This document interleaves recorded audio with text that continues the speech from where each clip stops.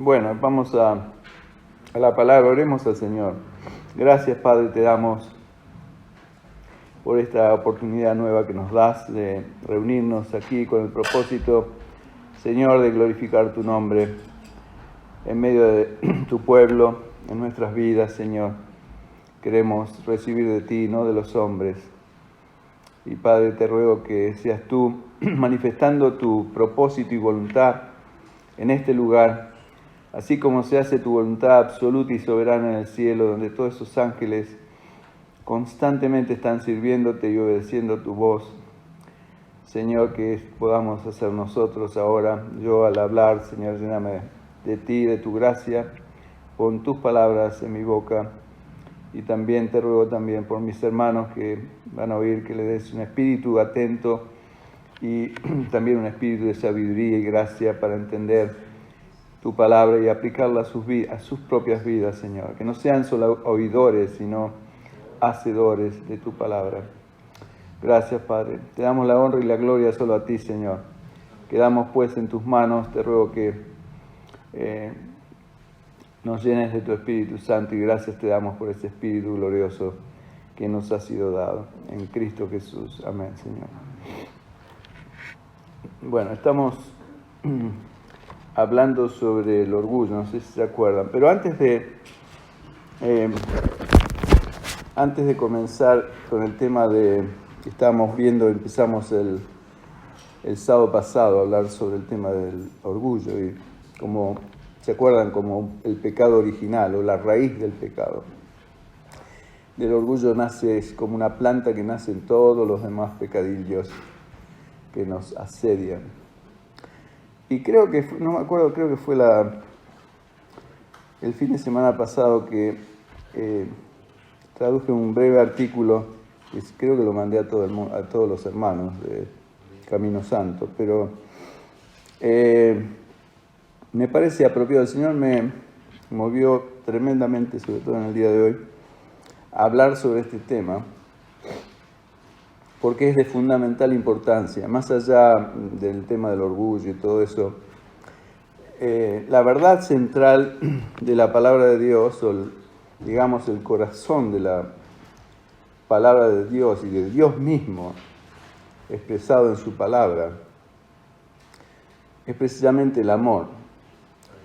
Entonces, es tremendamente importante que entendamos algo como Iglesia de Cristo y que estemos todos en la misma sintonía, en el mismo entendimiento respecto a esto.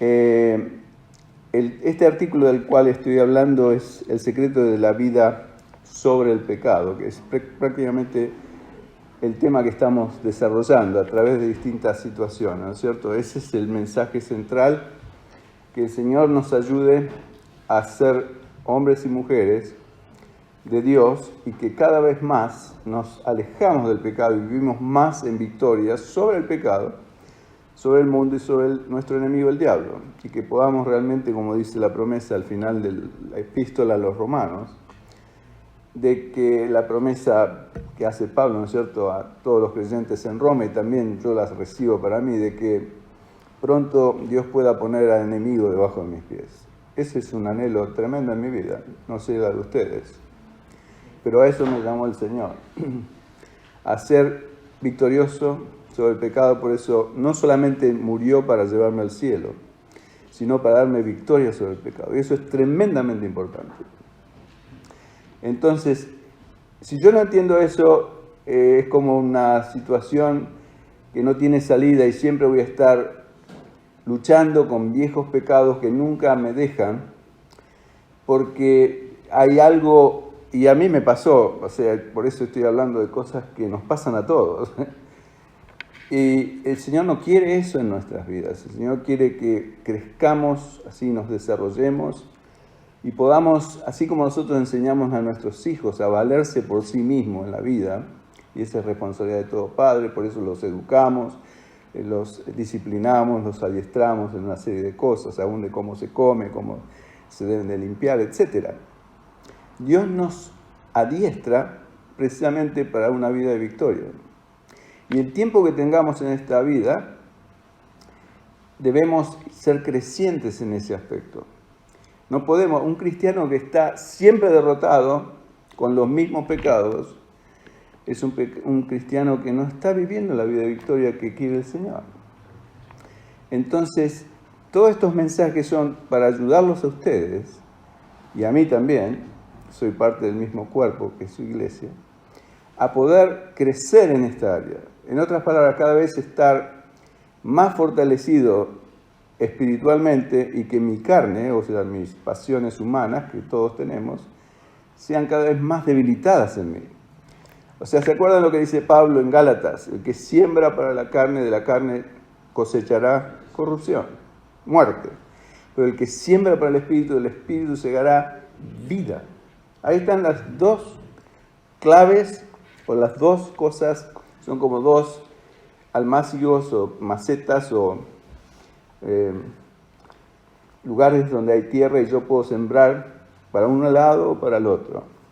Aquello que esté más fuerte y florecido en mi vida, eso va a ser lo que va a reinar en mi vida. Es muy simple, muy claro. Creo que hasta la niñita ahí lo puede entender. Yo creo que ustedes son adultos y lo tienen que entender. Entonces, pero eso es mi responsabilidad. Dios ha crucificado mi carne. Cuando vengo al Señor Jesús, mi carne, digamos, a nivel de la obra de Dios, mi carne, mi viejo hombre, no mi carne, mi viejo hombre fue crucificado con Cristo. Todos mis pasados pecados han sido saldados. Tengo paz con Dios, tengo la justicia de Cristo sobre mí. El problema es de ahora en más. Y el Señor me quiere equipar para que en ese aspecto de ahora en más sea creciente en santidad, en pureza, en consagración al Señor como mi Dios. ¿Cómo me consagro más a Dios? Simplemente amándolo más. No hay ningún misterio. No es leyendo más la Biblia, no es aprender a orar de rodillas, no es levantando las manos cuando canto, no es ninguna de esas cosas. Es siendo honesto con Dios y cada vez estar más comprometido con Él, más abierto mi corazón, ofrecerme más a Él. ¿No es cierto? Como dice en Romanos 12, como esta última canción que venimos a traerle una ofrenda al Señor, una ofrenda de amor. Pero ¿se acuerdan lo que dice Romanos 12? Ofreced vuestros cuerpos a Dios en sacrificio vivo y santo. Ese es mi acto de adoración a Dios. Ofrecerme yo cada día a Dios. Y eso es lo que Dios se place. Y la única forma que yo voy a llegar a hacer eso real en mi vida es amando al Señor. No de ninguna otra manera. No hay ningún otro shortcut, como se dice en inglés, o atajo, ¿no es cierto? En español. La única forma es, y este artículo habla de eso, ¿no es cierto? Y habla de Deuteronomio capítulo 6, verso 4 a 5, dice, leemos. Se lo voy a leer porque yo estoy seguro que la mayoría de ustedes no lo ha leído. Dice así, no lo busquen en su Biblia, déjenlo, yo se lo leo rápido. Oye Israel, Jehová nuestro Dios, Jehová uno es.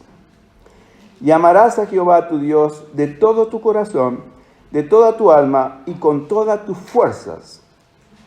Este es el primer mandamiento y el más fundamental, el más importante. Y sigue siendo el mismo. Esto es en Deuteronomio, el antiguo pacto. Aquí vemos que Dios nunca cambió. Si vamos, le termino de leer el artículo. No adoramos a tres dioses. Dios es uno en tres personas. Después de Deuteronomio 6.5, el primer mandamiento descrito en una forma distinta, el primer mandamiento es descrito en una forma distinta. Esto es lo que Jesús citó en Mateo capítulo 22, verso 37, cuando dice, amarás al Señor, y esto es Jesús hablando, tu Dios con todo tu corazón y con toda tu alma y con toda tu mente. Este es el primero y gran mandamiento. O sea que el Señor vino a ratificar lo mismo que el Padre había dicho a los antepasados israelitas desde el libro de Deuteronomio. O sea que es la misma ley, el mismo mandamiento. Y dice Jesús que es el más importante, ¿no es cierto? Este es el primero y grande mandamiento. Esto significa que no guardamos algún lugar en nuestros corazones. Escuchen esto, por favor, les pido que me escuchen, ¿ok? Que no guardamos ningún lugar en nuestros corazones por familia, propiedades, trabajo, dinero, porque todo nuestro corazón le pertenece a Dios. Esta es la instrucción número 1 en el manual de instrucción de nuestro fabricante. Dios me fabricó, me creó. No opere la máquina humana antes de que haya obedecido este mandamiento. No se levante de la cama antes que haya obedecido este mandamiento único. ¿Qué sucederá cuando usted ame al Señor con todo su corazón? Lo primero que va a pasar es que usted amará aún más a su esposa o esposo. Usted amará más a su vecino. Usted llegará a amar aún a sus enemigos, porque ya no tendrá más odio en su corazón. Aleluya. Porque el amor de Dios lo va a llenar todo. Amén. Celos, odios, amarguras y todo otro pecado contra otra persona son el resultado de no amar a Dios con todo nuestro corazón. Yo creo que más simple no se lo puedo poner. Cuando amamos a Dios con todo nuestro corazón, el amor al dinero, propiedades y las perversas lujurias se irán de nuestras vidas. Amén. Pero póngale la firma. Aleluya. Amén. Piense en una muchacha, y acá da un ejemplo, ¿no es cierto? Una muchacha soltera que se enamora de un señor, pongámosle que se llama Juan, que no es una buena persona, sino que es una persona mala, digamos. Los padres se dan cuenta y tratan de hacerla desistir de dejarlo. Pero no tendrán éxito, como sabemos. Cuando una niña se enamora, se enamora. ¿Qué hacen los padres? Bueno, no pueden hacer mucho más que orar, ¿no es cierto? Luego, un día, esta joven, conoce a otro señor, que se llama Pedro, quien es mucho más buen mozo, rico y mucho mejor persona. De repente, todo su amor para el señor Juan desaparece. ¿Cómo sucedió esto? Bueno, podemos llamar esto el poder expulsivo de un nuevo afecto. ¿Se entiende? Un nuevo amor ha echado afuera el primer amor. Entonces no se acuerda más del otro. Que era bonito, sí, pero era un malandra. Este es un hombre mucho más caballero, mucho más buen mozo, y aparte es una buena persona, tiene un buen corazón. Aplique esto a la vida cristiana. Te encuentras anhelando tantas cosas malas que Dios prohíbe. Tú tratas y tratas de dejar estos malos hábitos, pero no puedes porque tú amas todos esos malos deseos. Entonces, un día tú ves la gloria del Señor Jesús y comienzas a amarlo a Él con todo tu corazón. ¿Qué pasó? Este nuevo amor ha echado afuera a los viejos afectos. Luego no tenemos más intereses en las cosas del mundo. Es el poder expulsivo de un nuevo afecto. Y este es el secreto de la vida de victoria sobre el pecado. Es así de simple. Ame a Dios con todo su corazón y con toda su alma, lo cual significa amarlo con todo su ser. Es lo que dice Romanos 12, ofreced vuestros cuerpos, todo vuestro ser entero al Señor. El ser humano está compuesto de 3 partes, ¿no es cierto? Espíritu, alma y cuerpo, según dice en 2 Tesalonicenses. Bueno, por eso el Señor dice que lo tenemos que amar con esas 3 partes, con mi corazón, con mi mente, que es el alma, y con mi fuerza, que es mi físico. Todo mi ser tiene que estar rendido a Él. Si yo logro eso en mi vida, y lo hago de corazón, y el Señor está dispuesto a ayudarme, porque me va a dar, no lo puedo hacer con mi amor, si me da Él de su espíritu, con su espíritu viene, como dice en Romanos 5, el amor de Él derramado en mi corazón, y es con ese amor que puedo amar a Dios, con toda mi pasión.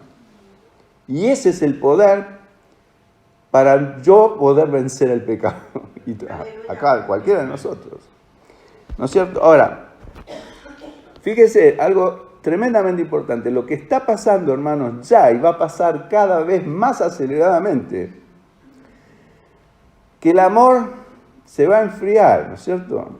Y dice Mateo capítulo 24. Vamos a Mateo 24.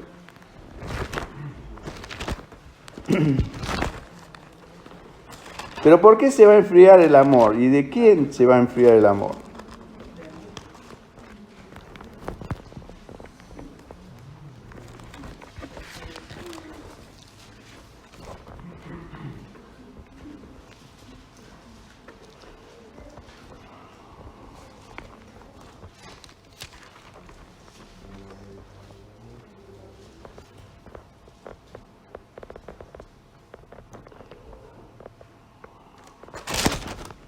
¿Qué verso es cuando se...?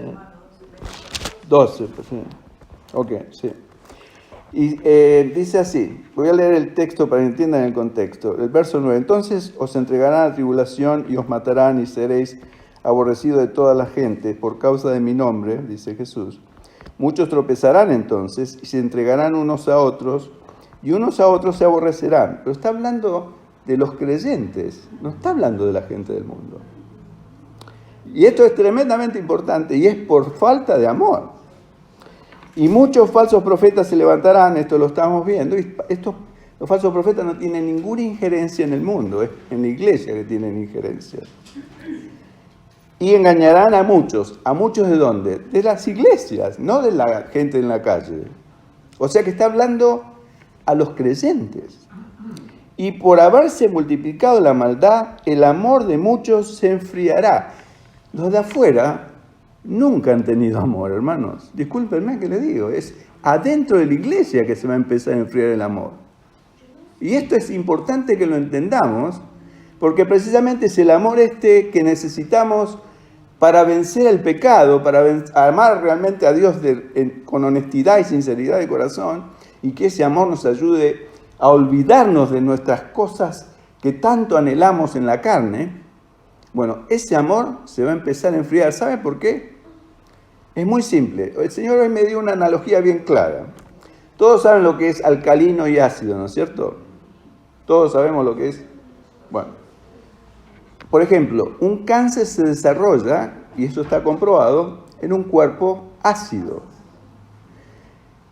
El cáncer, pongámosle en la semblanza, es el pecado. El cáncer es un pecado. Cuanto más acidez hay en mi vida, más se va a asentar el pecado, se va a fortalecer el pecado, el cáncer del pecado.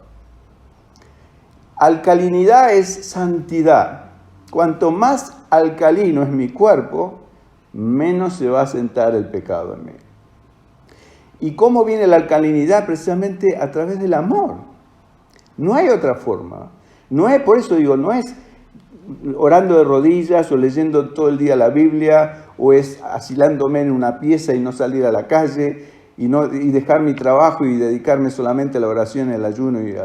No es. El Señor no nos llamó a eso. El Señor nos llama a vivir vidas normales. El Señor Jesús mismo era un hombre normal que tenía su trabajo, su carpintería, y trabajó 30 años, hasta los 30 años, y recién ahí el Señor salió y siguió viviendo en la calle, rodeado de gente y rodeado de todas las situaciones, igual que nosotros, hermanos. No era un ser selenita que vivía en un monasterio, no. Entonces no espere eso de usted para triunfar sobre el pecado. Entonces usted está en un medio que cada vez es más ácido, cada vez hay más pecado, pero eso es normal. Usted no se tiene que preocupar por eso. Usted se tiene que preocupar por conservarse usted alcalino, lleno del amor del Señor, ferviente en amor hacia el Señor. Y eso le va a dar la victoria y lo va a ayudar a hacer lo que el Señor dijo que teníamos que hacer. Vamos a Juan capítulo 14. Tal vez me tome toda la reunión esto, pero no importa, pienso que es mejor. Juan capítulo 14, el Señor empieza a hacer la promesa del Espíritu Santo. Y acá el Señor, como muchas veces hemos leído este pasaje,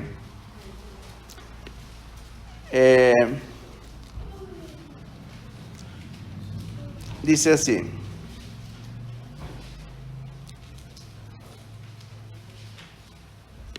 Bueno, el verso 21 de Juan 14 dice, el que tiene mis mandamientos y los guarda, este es el que me ama, y el que me ama será amado por mi Padre. ¿Se da cuenta? El que ama al Señor Jesús es porque guarda sus mandamientos, lo obedece en otras palabras. Y aquel que obedece a Jesús va a ser amado por su Padre.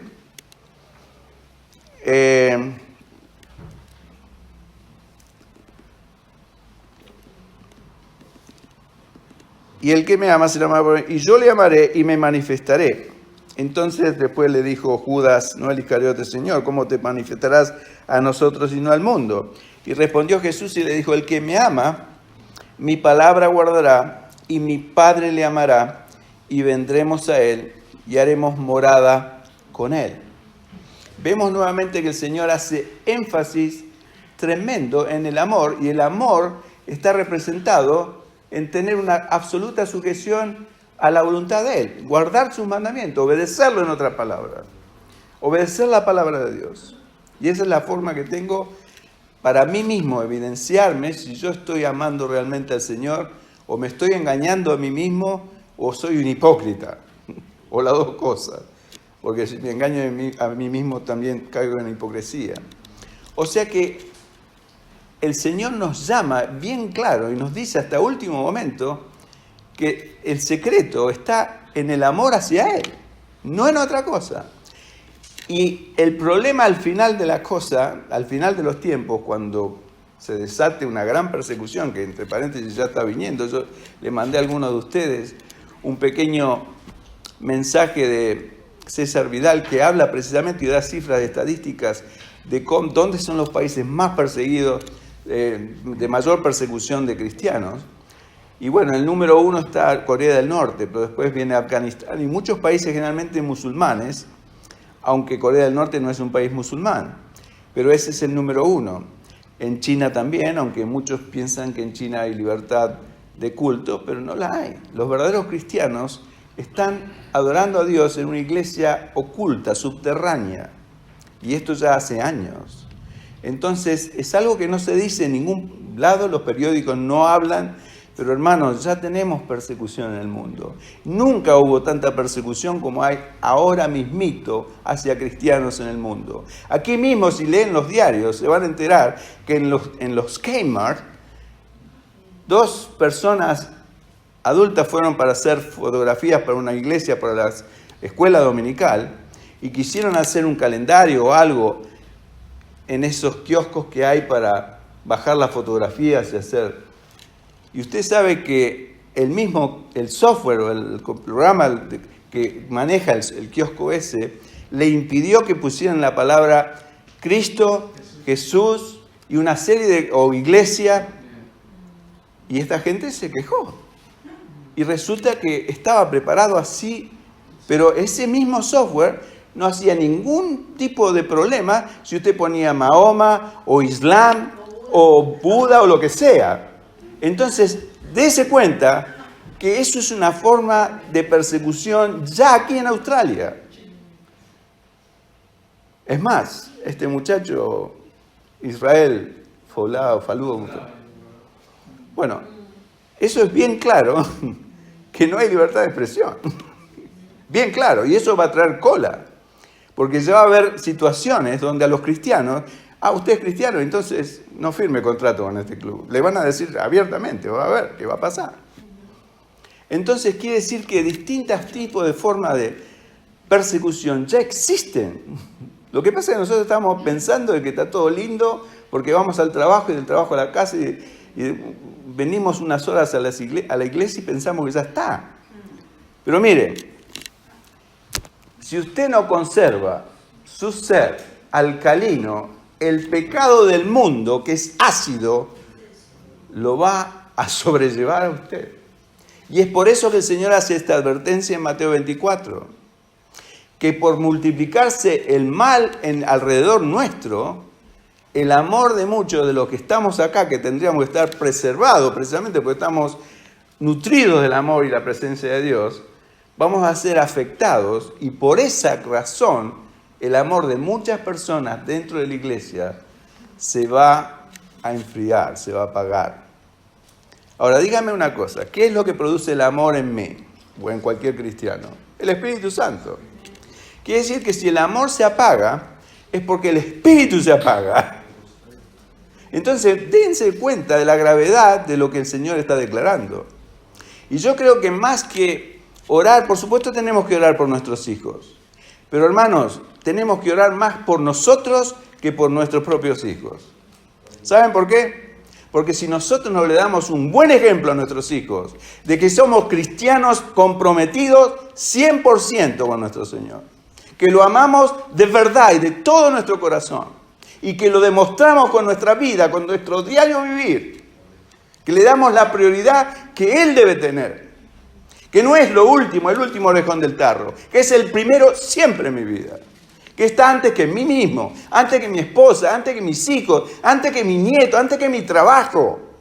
Entonces, el Señor va a tener el lugar que Él merece, entonces Él se va a glorificar en mi vida.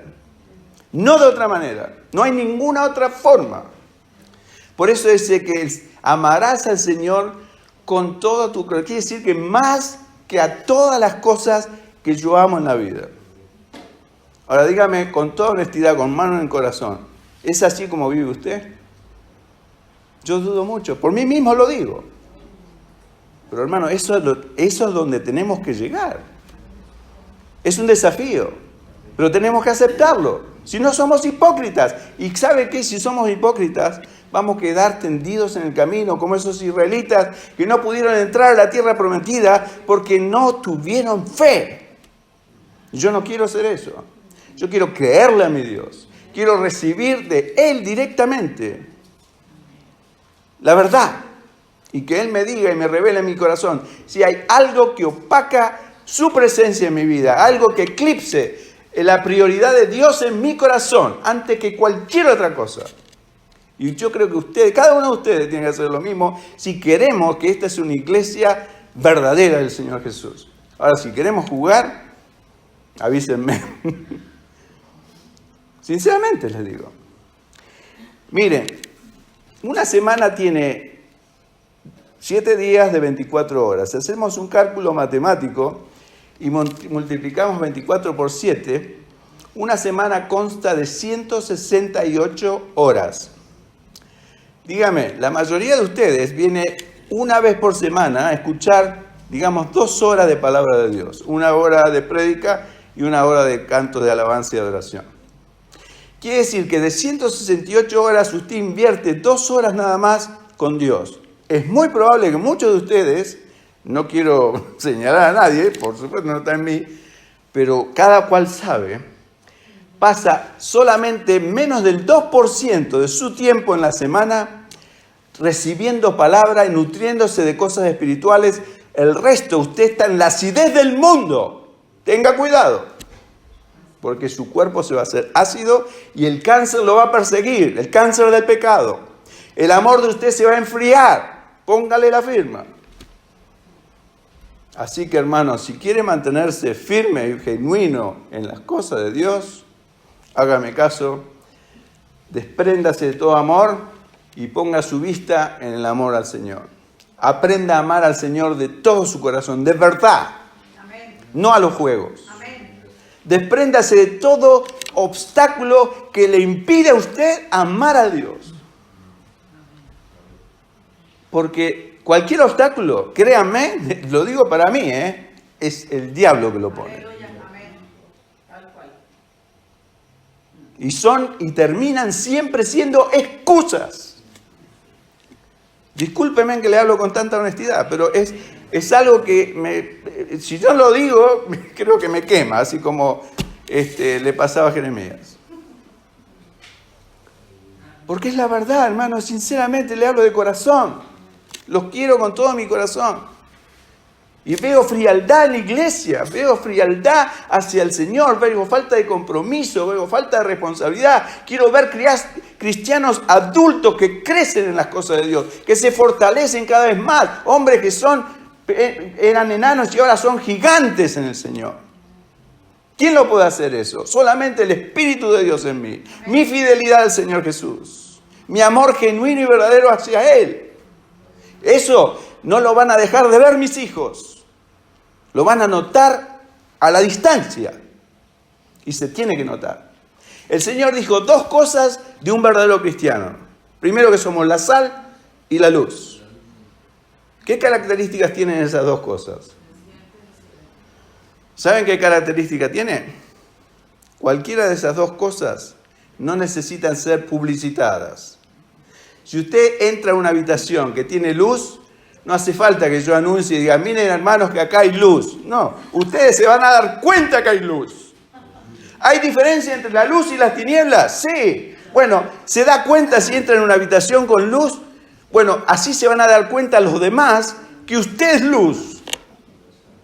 La sal, si usted prueba una comida, inmediatamente, ¿cuánto le hace falta a usted para saber que no tiene sal?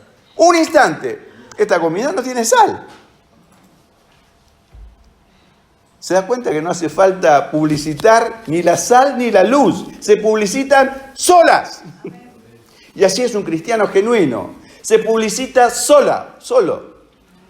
No necesita marketing ni un estudio de mercado de cómo propagar la fe. No. Aparece usted en un lugar cualquiera y la luz llegó. La sal llegó. Se terminó toda la basura. La gente que habla malas palabras en un lugar de trabajo van a parar de hablar malas palabras porque está usted ahí, en santidad, en verdad, en un espíritu de consagración fervorosa hacia su Dios. Y Dios va a hacer el resto, créame, Dios lo va a hacer. Usted no tiene que hacer nada, así como la sal no hace nada, solamente se deja echar en la olla y después sale, el que la prueba dice, acá hay sal, está rico, o acá hay luz. No me puedo tropezar con nada porque hay luz. Así somos nosotros. Así debemos ser. No se conforme con menos, hermano, hermana. Busque eso. Y el Señor lo va a respaldar. Bueno, yo creo que esto es suficiente. No le voy a predicar más. En media hora, 35 minutos. Pero es importante que lo escuchen. Así que vamos a orar y pedirle al Señor que nos ayude a tomar y aceptar ese compromiso.